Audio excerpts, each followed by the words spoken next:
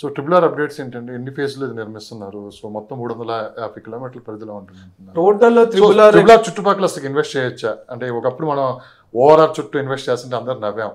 ఆ ఎక్స్పీరియన్స్ అనేది ఇప్పుడు అందరికీ ఉంది కాబట్టి చాలా మంది ముందు చూపుతోటి ఇప్పుడు ట్రిపుల్ ఆర్ చుట్టూ ఇన్వెస్ట్ చేయడానికి ఇష్టపడుతున్నారు. ఒక 10 years తర్వాతనే ఖచ్చితంగా అక్కడ అప్రిషియేషన్ వస్తుందని చెప్పి కూడా చాలా మంది నమ్మకంతో ముందుకు వెళ్తున్నారు. ఒకప్పుడు ఓఆర్ఆర్ చుట్టూ ఇన్వెస్ట్మెంట్ చేసి నవీన వాళ్ళు ఏడుస్తున్నారండి, తల బాధకుంటున్నారు ఎందుకు ఇన్వెస్ట్ చేయలేదు అని చెప్పేసి.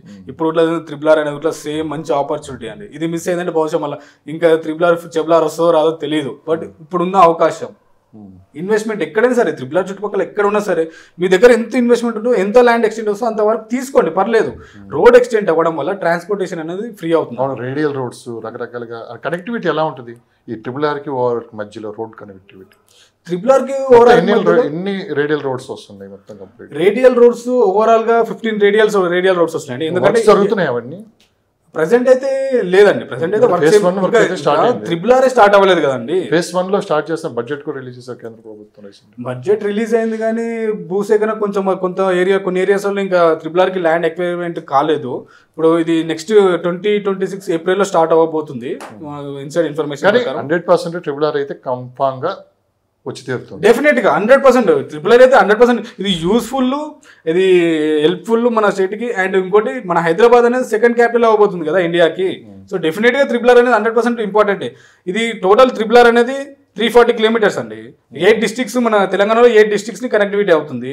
ఈ 8 districts అనేది డెవలప్మెంట్ అయినట్టే కదా. ప్లస్ మళ్ళీ ఈ రేడియల్ రోడ్స్ వల్ల గట్లా మన ఓఆర్ఆర్ నుంచి డైరెక్ట్ ట్రిపుల్ ఆర్ వెళ్ళొచ్చు. ఎవరైతే సిటీ మనం కంప్లీట్ గా అదర్ స్టేట్స్కి వెళ్ళాలనుకున్న వాళ్ళు. సో దానివల్ల వెళ్తాయి హెవీ వెహికల్స్ అనేది అవుట్ సైడ్ వెళ్ళిపోతాయి. ఇన్సైడ్ ఇప్పుడు ఆల్రెడీ మీరు చూసుకుంటే ఓఆర్ఆర్ పైన ట్రాఫిక్ జామ్ అవుతుందండి. ట్రాఫిక్ స్లైట్ గా ఎక్కువైపోతుంది. సో ఇదంతా అవుట్ సైడ్ వెళ్ళింది అనుకోండి మనకు ఇన్సైడ్ ఫ్రీ అవుతుంది. ఎవరైనా ఇన్వెస్టర్స్ రావాలనుకున్నారు కూడా వాళ్ళకి ఇప్పుడు మోస్ట్ ఆఫ్ ది గోడౌన్స్ అవన్నీ బయటకు వెళ్ళిపోతాయి.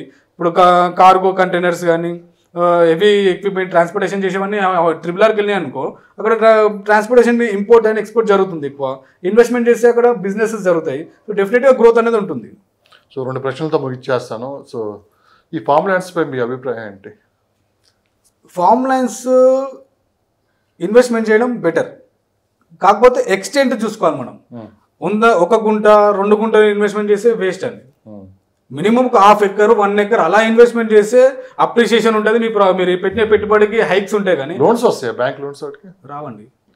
ఓకే, ఫామ్ ల్యాండ్స్కి రావు. ఇప్పుడు కన్వర్షన్ అయి ఉండాలి. ఇప్పుడు ఒక బ్యాంక్ నుంచి లోన్ రావాలంటే నాలా కన్వర్షన్ అయ్యి ఉండాలి, అది హెచ్ఎండిఏనో డిటిసిపి అయి ఉండాలి, అండ్ రెసిడెన్షియల్కి నియర్ బై ఉండాలి. న్యూ వెంచర్స్కి వస్తుంది తప్ప లోను. రీసేల్ టైంలో హెచ్ఎండిఏ వెంచర్స్లలో కూడా ఇవ్వరు. రెసిడెన్షియల్ నియర్ బై ఉంటేనే ఇస్తారు లోన్స్. ఇప్పుడున్న పొజిషన్లో ఒక ఇల్లు కొనుక్కోవడం బెస్టా, ఓపెన్ ప్లాట్ తీసుకోవడం బెస్టా, లేదా ఫామ్ ల్యాండ్ కొనుక్కోవడం బెస్ట్ అంటే మీరు ఏం చెప్తారు? ఇప్పుడు బడ్జెట్ అండి, బడ్జెట్ చూసుకోవాలి, రిక్వైర్మెంట్ చూసుకోవాలి. ఇప్పుడు అంతే, ఇప్పుడు మనకు ఇల్లు కొనుక్కోవాలా ప్లాట్ కొనుక్కోవాలంటే ఇప్పుడు నీకు హైదరాబాద్ సిటీలో నీకు ఇల్లు లేదనుకోండి, రెంటల్ కట్టుకునే స్తోమత నీకు మంచి శాలరీ ఉంది, రెంట్ కట్టుకున్నా నాకు ఏం టెన్షన్ లేదు, ఈఎంఐలు ఉన్నా నాకు ఏం టెన్షన్ లేదంటే రెంట్ కట్టుకుంటూ ఒక ప్లాట్ పైన ఇన్వెస్ట్మెంట్ చేయి. లేదు నాకు ఇమీడియట్గా రెంట్ కట్టుకోలేకపోతున్నా, నా దగ్గర సేవింగ్స్ ఉన్నాయి, నేను ప్లాట్ కొంటే మళ్ళీ ఇల్లు కొంటానో కొనదో తెలియదు, కట్టగలుగుతానో లేదో తెలియదు అన్నప్పుడు ఇల్లు కొనుక్కో. ఇల్లు కొనుక్కున్న తర్వాత సేవింగ్స్ తోటి మళ్ళీ ఈఎంఐలో ప్లాట్ కొనుక్కో. ఒకవేళ నువ్వు ఈఎంఐ కరెక్ట్ కట్టుకుంటే వెళ్ళావు అనుకో ప్లాట్ ఇలా పడుతుంది. ఒకవేళ నువ్వు ఈఎంఐ కరెక్ట్గా కట్టలేకపోయావు అనుకో ప్లాట్ అమ్మితే మళ్ళీ లోన్ అమౌంట్ వస్తుంది, రిటర్న్ చేసుకోవచ్చు మనకు. సో ఎన్ఆర్ఐ మార్కెట్ ప్రజెంట్ ఎలా ఉంది అంటే ఇప్పుడు ట్రంప్ తీసుకుంటున్న నిర్ణయాలు చాలామంది జాబులు పోయి మళ్ళీ వెనక్కి వస్తున్నారు. ఇది రియల్ ఎస్టేట్ రంగంపై ఎంతవరకు పడే అవకాశం ఉంది? అసలు లాస్ట్ ఇయర్ ఎన్ఆర్ఐ మార్కెట్ ఎంత ఉంది? సో లాస్ట్ ఇయర్ ఓవరాల్గా అంటే ఇన్వెస్ట్మెంట్స్ కానీ కంపెనీలలో ఇన్వెస్ట్మెంట్ చేసిన వాళ్ళు కానీ రీటైల్ మార్కెట్ చేయడం కానీ మోర్ దాన్ 2 lakhs CR పైనే ఉందండి. ఇంకెక్కువనే ఉంది. నేను approximately more than 2 lakhs CR అంటే ఇంకెక్కువనే ఉంది. అంటే ఇన్వెస్ట్మెంట్ ఒక్కొక్క ప్రాజెక్ట్లో ఇన్వెస్ట్మెంట్ చేసిన 10,000 CR పడుతుందండి కొన్ని పర్సన్స్ ఉన్నారు. సో ఈ ఎన్ఆర్ఐ మార్కెట్ ట్రంప్ నిర్ణయాల వల్ల పెద్ద ఎఫెక్ట్ ఏం లేదు. కాకపోతే ఎవరైతే రీసెంట్గా అంటే ఒక 10 years బిఫోర్ వెళ్ళి అక్కడ సెటిల్ అయ్యారో వాళ్ళు ఏమనుకుంటారు అంటే ఇక్కడ ప్రాపర్టీ మేనేజ్మెంట్ కరెక్ట్ లేని వాళ్ళు, అంటే రీటైల్ మార్కెట్ పరంగా చెప్తున్నారు, ఎవరైతే కొన్ని పెట్టుకోవాలనుకుంటారో వాళ్ళ గురించి వాళ్ళు ఎలా ఆలోచిస్తున్నారు అంటే ఇక్కడ ప్రాపర్టీ మేనేజ్మెంట్ చేసే వాళ్ళు కరెక్ట్ లేకపోవడం వల్ల, కబ్జాలు అవుతున్నాయన్న ఒక భయం వల్ల, రేట్లు మనకు కరెక్ట్ ఇన్ఫర్మేషన్ ఇవ్వకుండా తక్కువకు అమ్మడం వల్ల వాళ్ళు లాస్ అవుతున్న ఉద్దేశం. ఈ మధ్యకాలంలో హైదరాబాద్ లో కూడా ఒక ట్రెండ్ నడుస్తుంది ప్రాపర్టీ మేనేజ్మెంట్ అని చెప్పి, ఇప్పుడే స్టార్ట్ అయినట్లు కూడా ఉంది. అవును, స్టార్ట్ ఇప్పుడు ఇంకా చాలా ఇయర్స్ అవుతుంది. కొన్ని కంపెనీస్ ఉన్నాయి ఎగ్జిస్టింగ్, కానీ సరే కొంచెం సీరియస్ గా జరుగుతుంది అని చెప్పి కూడా విన్నాం. ఉన్నాయి అప్పుడు కొంతమంది తెలిసిన వాళ్ళు గ్రూప్గా ఉండి చేసుకునే వాళ్ళు. ఇప్పుడు అలా కాదు, టోటల్ నువ్వు ఎక్కడ కూర్చున్నా కానీ ఆ ప్రాపర్టీ మేనేజ్మెంట్ వాళ్ళు బాధ్యత తీసుకుంటారు. అది ఎంతవరకు సేఫ్ అంటారు మీరు? అది సేఫ్ అనుకోవచ్చు, చార్జెస్ పే చేయాలి వాళ్ళకి మనం. అవును, వాళ్ళు సర్టెన్ చార్జెస్ తీసుకుంటారు. సేఫ్ అంటే సేఫే అండి, ఎందుకంటే కబ్జా ప్రాబ్లం ఉండదు. కబ్జాలో ఎవరు మనకు ఆకుపోయిన పొజిషన్లోకి రాకుండా అలా అని చెప్పి మొదటికే మోసం రాదు కదా. భౌతిక మోసం డిపెండ్స్ అండి, మొదటికే మోసం చూడాలి కదా. ఇంతవరకు అయితే అలాంటి ఫేస్ చేసిన వాళ్ళు ఉన్నారా లేదో తెలియదు, వస్తారా తెలియదు. మరి థ్యాంక్ యూ అండి. ఇప్పుడు మీరు మీడియేటర్ అన్నారు, అసలు కస్టమర్కి మీరు ఏం చెప్పదలుచుకున్నారు ఒకసారి మా ప్రేక్షకులు మీరు చెప్తారా? ఎందుకంటే ఎంత జెన్యున్గా ఉన్నా కానీ మనం ఎంత జెన్యున్ ఉన్నా కానీ ముందు వినేవాడు కూడా ఉండాలి. కాబట్టి మీరు ఏం చెప్పదలుచుకున్నారు? బేసిక్గా ఒక మీడియేటర్గా 15 సంవత్సరాల అనుభవంతో ఒక రియల్ ఎస్టేట్లో ఇన్వెస్ట్ చేసే వాళ్ళకి మీరు ఏం చెప్తారు? సో బేసిక్గా ఒక మీడియేటర్ని మీరు నమ్మాలంటే, మీరు ఏదైనా ప్రాపర్టీ అమ్మాలన్నా కొనాలనుకున్నా ఒక మీడియేటర్ బ్యాక్గ్రౌండ్ చెక్ చేసుకోవాలి. అంటే వాళ్ళు ఎన్ని ట్రాన్సాక్షన్ చేశారు, ఎలాంటి సర్వీసెస్ ఇస్తున్నారు మాకు. సో మేము అమ్మాలనుకునేటప్పుడు మాకు ఏదైతే రేటు వస్తుందో ఆ రేటు మాకు డైరెక్ట్ బయ్యర్ సైడ్ నుంచి వచ్చిన ప్రైజా, లేదంటే మధ్యలో మీడియేటర్ ఫిక్స్ చేసిన ప్రైజా, ఇది తెలుసుకోవాలి సెల్లర్. అండ్ బయ్యర్ కూడా ప్రైస్ విషయంలో డైరెక్ట్ ఓనర్ చెప్పిన ప్రైజా ఇది, లేదంటే మీడియేటర్ చెప్పిన ప్రైజా చూసుకోవాలి. అండ్ మీకు ఏదైతే మీటింగ్ అరేంజ్ చేస్తారో మీడియేటర్, అది డైరెక్ట్ సెల్లర్ తోటి మీటింగ్ అరేంజ్ అవుతుందా, లేదంటే మధ్యలో థర్డ్ పార్టీ పర్సన్ తోటి మీటింగ్ అరేంజ్ అవుతుందా. మోస్ట్లీ మీరు లాస్ అయ్యే చాయిస్ ఎక్కడ ఉంటుందంటే, అగ్రిమెంట్ హోల్డర్ త్రూ దగ్గర మీరు సెట్టింగ్ చేస్తే ప్రైస్ అనేది మీరు డెఫినెట్గా మీకు హైక్ అవుతుంది. సెల్లర్కి బయ్యర్కి ప్రైస్ అనేది హైక్ అవుతుంది, సెల్లర్కి ప్రైస్ అనేది తగ్గుతుంది. సో ఇక్కడ కొనే బయ్యర్ కూడా ఏంటంటే, కొన్న ప్రాపర్టీ ఎంత జెన్యూనిటీ, ఎంత లీగాలిటీ, మాకు ఏ విధంగా మాకు హెల్ప్ఫుల్ అవుతుంది, ఒక మీడియేటర్ మనకు ఏ విధంగా సర్వీసెస్ ప్రొవైడ్ చేస్తాడని చెప్పి చూసుకోవాల్సింది ఏంటంటే, డాక్యుమెంట్ వెరిఫికేషన్ మీడియేటర్ చేసిస్తున్నారా లేదా చూసుకోవాలి, ప్రాపర్టీ క్లీనింగ్ మీడియేటర్ చేస్తున్నారా లేదా చూసుకోవాలి, ప్రాపర్టీ క్వాలిఫై చేస్తున్నారా లేదా చూసుకోవాలి. ఇక్కడ ప్రాపర్టీ క్వాలిఫైయింగ్ ఏంటంటే, డాక్యుమెంట్లో ఏదైతే మనం ప్రాపర్టీ మెజర్మెంట్స్ కానీ డైమెన్షన్స్ కానీ ఎక్స్టెంట్ కానీ ఉందో అది పొజిషన్లో ఫిజికల్గా ఉందా లేదా చెక్ చేసుకోవాలి. అది మీడియేటర్ మీకు చూపిస్తున్నారో లేదా చెక్ చేసుకోండి. అండ్ ప్యాకర్స్ అండ్ మూవర్స్ అంటే ప్రతి ఒక్కరికి కొన్ని అడిషనల్ సర్వీస్ ఇది ఒకటి. అండ్ ఇన్వెస్ట్మెంట్ సెక్యూరిటీ సర్టిఫికేట్ అనేది మోస్ట్ ఇంపార్టెంట్ అండి. ఈ డాక్యుమెంట్ వెరిఫికేషన్, డ్రాఫ్టింగ్ ఇవన్నీ చేయకుండా ఇన్వెస్ట్మెంట్ సెక్యూరిటీ సర్టిఫికేట్ ఇవ్వాల్సి ఉంటుంది. ఆ ఇన్వెస్ట్మెంట్ సెక్యూరిటీ సర్టిఫికేట్ ఎవరైతే ఇస్తారో వాళ్ళ దగ్గర పర్చేజ్ చేయండి. నోటి మాట పరంగా నేను మీకు గ్యారంటీ ఇస్తా, మీరు కొనండి, నన్ను నమ్మి కొనండి, మీరు కొన్న తర్వాత ఏదైనా నేను బాధ్యత ఇస్తా, మాట పరంగా చెప్పిన వాళ్ళని ఎవరైనా నమ్మొద్దు. డాక్యుమెంట్ ఒక 100 రూపాయల బాండ్ పేపర్ మీద ఎవరైతే అష్యూరెన్స్ ఇస్తారో వాళ్ళని మాత్రం నమ్మండి. వాళ్ళ దగ్గర మీరు ప్రాపర్టీ కొనండి, వాళ్ళ దగ్గర అమ్మండి. ఇన్ కేస్ వాళ్ళు మీకు డాక్యుమెంట్ పరంగా కూడా వాళ్ళు మీకు ఏమీ మీకు హెల్ప్ఫుల్ చేయకపోతే, మీ ప్రాపర్టీ ఏదైనా ప్రాబ్లం వస్తే మీరు లీగల్గా యాక్షన్ తీసుకోవడానికి రైట్ ఉంటుంది, చాయిస్ ఉంటుంది. మీరు ఎలాంటి ఫిజికల్ డాక్యుమెంట్ త్రూలో మీకు అష్యూరెన్స్ ఇవ్వకుంటే మీరు ఏమీ చేయలేరు.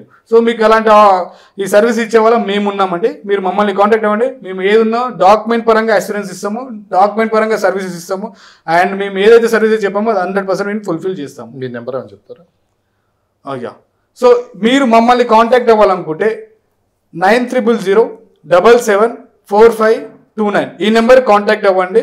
మేము మీకు ఎలాంటి సర్వీసెస్ కావాలన్నా రియల్ ఎస్టేట్ రంగంలో సెల్లింగ్ కానీ పర్చేసింగ్ కానీ మేము మీకు హెల్ప్ చేస్తామండి.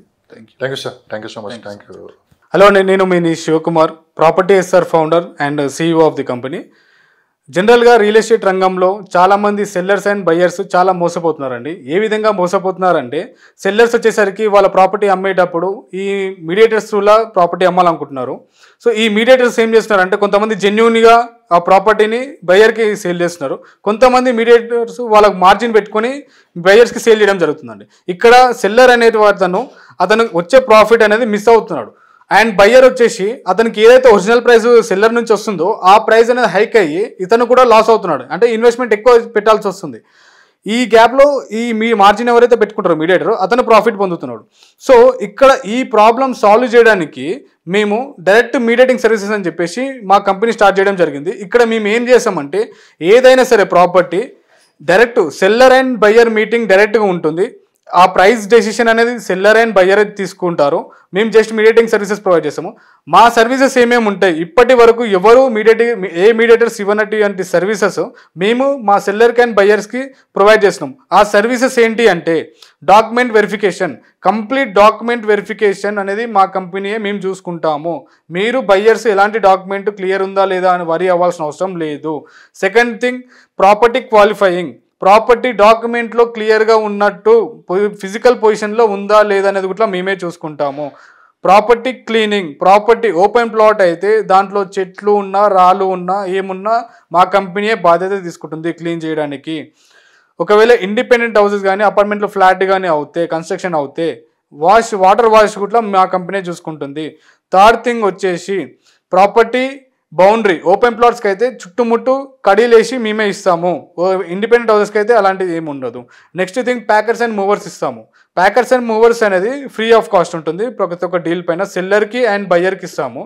ఎవరైతే ఒక ప్రాపర్టీ మా దగ్గర అమ్మడం కానీ కొనడం జరుగుతుందో వాళ్ళకు లైఫ్ టైంలో ఎప్పుడన్నా ఒకసారి ఈ ప్యాకర్స్ అండ్ మూవర్స్ అనేది యూజ్ చేసుకోవచ్చు. ఎందుకు ఈ ప్యాకర్స్ అండ్ మూవర్స్ ఇస్తున్నాము అంటే ఒక మనిషి పుట్టినప్పటి నుంచి పైకి పోయే వరకు ఒక్కసారన్నా సరే ఆఫీస్ షిఫ్టింగ్ కానీ హౌస్ షిఫ్టింగ్ కానీ చేయడం జరుగుతుంది. సో వాళ్ళకు ఈ హెల్ప్ చేయాలన్న ఉద్దేశంతో మేము ప్యాకర్స్ అండ్ మూవర్స్ అనేది ప్రొవైడ్ చేయడం జరుగుతుంది. Next thing the last one వచ్చేసి మోస్ట్ ఇంపార్టెంట్ అండి, ఇన్వెస్ట్మెంట్ సెక్యూరిటీ సర్టిఫికేట్ ఇచ్చేస్తున్నాము. ఈ ఇన్వెస్ట్మెంట్ సెక్యూరిటీ సర్టిఫికేట్ వల్ల ఎవరైతే మా దగ్గర ప్రాపర్టీ కొంటారో వాళ్ళ పేరు మీద ప్రాపర్టీ ఉందా అంతవరకు మేము కంప్లీట్ రెస్పాన్సిబిలిటీ తీసుకుంటాము. ఏ పరంగా మేము రెస్పాన్సిబిలిటీ అంటే ఇన్ కేస్ ఆ ప్రాపర్టీ లీగల్గా కానీ ఇల్లీగల్గా కానీ కబ్జా ప్రాబ్లం కానీ లీగల్ డాక్యుమెంట్ పరంగా కానీ ఏదైనా ఆక్యుపెన్సీ ప్రాబ్లం వచ్చినా ఏ ప్రాబ్లం వచ్చినా మేము ఆ ప్రాబ్లమ్ని సాల్వ్ చేస్తాము.